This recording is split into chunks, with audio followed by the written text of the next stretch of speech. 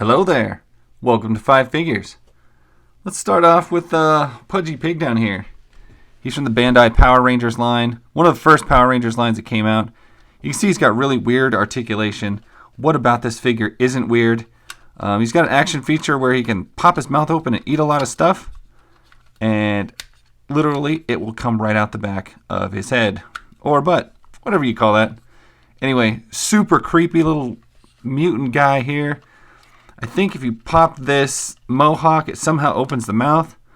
But I don't know if this one still works. It's been a while. Anyway, weird thing. I'm only hoping that the Power Rangers like Legacy Lightning line eventually comes to make a Pudgy Pig. Because this guy, I mean, look at it. That is the weirdest thing. It is probably one of the things that originally got me interested in Power Rangers was just seeing their strange villain figures. Just in bargain bins and back bins and stuff. Just super weird. If I can get him to stand, there we go. Anyway, so there's number one. Oh, let's take a look at Giant Gonzales. This is one of the more ill-conceived ideas of the WWE. He's a really, really big dude who couldn't wrestle very well at all. And let's wrap him in what has got to be the weirdest shirt, bodysuit, furry outfit thing I've ever seen in my life. This is a Jakks Pacific figure, so it's not as good as the Mattel stuff, I don't feel like. It is a basic version of it, but I do always credit Jakks for having, really good face sculpts. For being, before they did all the face scans and stuff like that. Like I said, this guy's got just basic articulation for their company. So he's not like, he doesn't have an ab crunch or anything, but he's a fairly rare figure to have, and definitely one of the weirder additions to the entire WWE roster. I don't know what they were thinking with this guy, but anyway, that's what they had. Step into the center here. Let's look at SpiderHulk. SpiderHulk is amazing. He is a huge, chunky figure. This is from the line that predated the Marvel Legends line.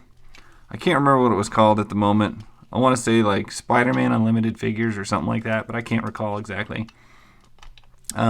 He has very similar like Hasbro style, or not Hasbro, Toy Biz style Marvel Legends articulation. However, because he's not actually Marvel Legends, he's got an action feature that I don't know if this one works, but it does something with the arms, clicks in the back. You can see the sculpt on this guy is amazing. The articulation's amazing. He is a pricey figure to find. They also have, and I'm not even sure, but you can get this guy from what they call factory seconds from China or Japan, either one. I've seen them sold from both. And if this guy is one of those, if he's a knockoff, I can't tell. I mean, he is so exactly like the originals. So if you want to call him a knockoff, he's a knockoff SpiderHulk. But if you just need a SpiderHulk on your shelf, this guy will do it. He's got toe articulation. He's got single jointed knees. All of his fingers have articulation in them. That's crazy. But beautiful figure. Weird. It almost feels like a cross between a Marvel Legend and an old Ninja Turtle figure is what it feels like. It's got that vibe to it. And I'm really happy to have it. Even if it is a KO, I'm good with that. I don't really feel like spending $200 on a figure if I don't have to. And like I said, I bought it under the text that it was factory seconds, which is usually just like non-perfect factory stuff. So I don't know about that. I don't really support, I don't know. I don't know how I feel about it. It's kind of one of those things where, do I want to buy a KO? No, not exactly, but do I want to spend $200 on an action figure? No. But if they sell me a KO and tell me it's a KO, I have less problem with it. All right, so next we're going to look at Mara of Primus. This is from the MOTUC Classics line.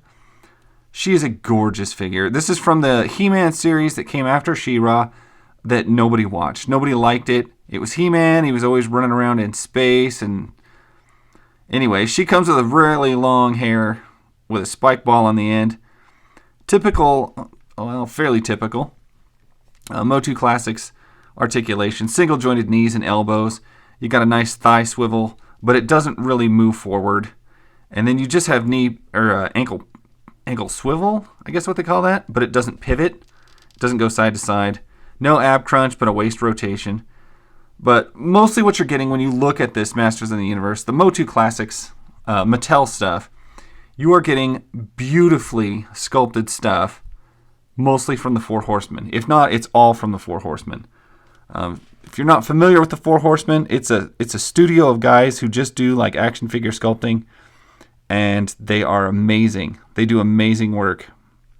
And anything Four Horsemen sculpt has a similar look to it that is just absolutely gorgeous. And finally, we're going to look at Earthworm Jim here. This is an old Playmates figure. You can tell it kind of has that Ninja Turtles original series vibe. Doesn't have a lot of articulation, and he's pre-posed really awkwardly, which makes him very hard to stand. One of the dumber things about this figure that I really didn't like when it first came out is there was two versions of it. As you may know, Earthworm Jim's big red gun is red. It's a known fact. It's like part of the mythology. They call it his big red gun. But his little sidekick buddy, Snots, is a lime-colored green. So they made one version of the figure with the gun, a couple other accessories, and Snots, all red. Then they made another version with the big red gun, Snots, and all the other accessories, all green, to accommodate the green thing. So in order to get the correct colors of his gun and his sidekick, Snots,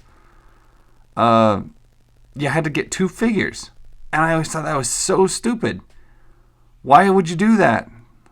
It was very frustrating, especially as a kid, because you're like, why is Earthworm Jim's big red gun, green? It shouldn't be green, but they made it green to make the Snots green. And then when you bought the red version, you were like, why is Snots red? That looks messed up. Anyway, it's just a weird thing that toy particular had. And I ended up with the red version. I think my brother bought the green version. And I think we put our heads together, and through the years, we horse traded, and one of us came up with a complete red gun and a green Snots. Anyway, hope you like this video, and I will catch you next time. Bye.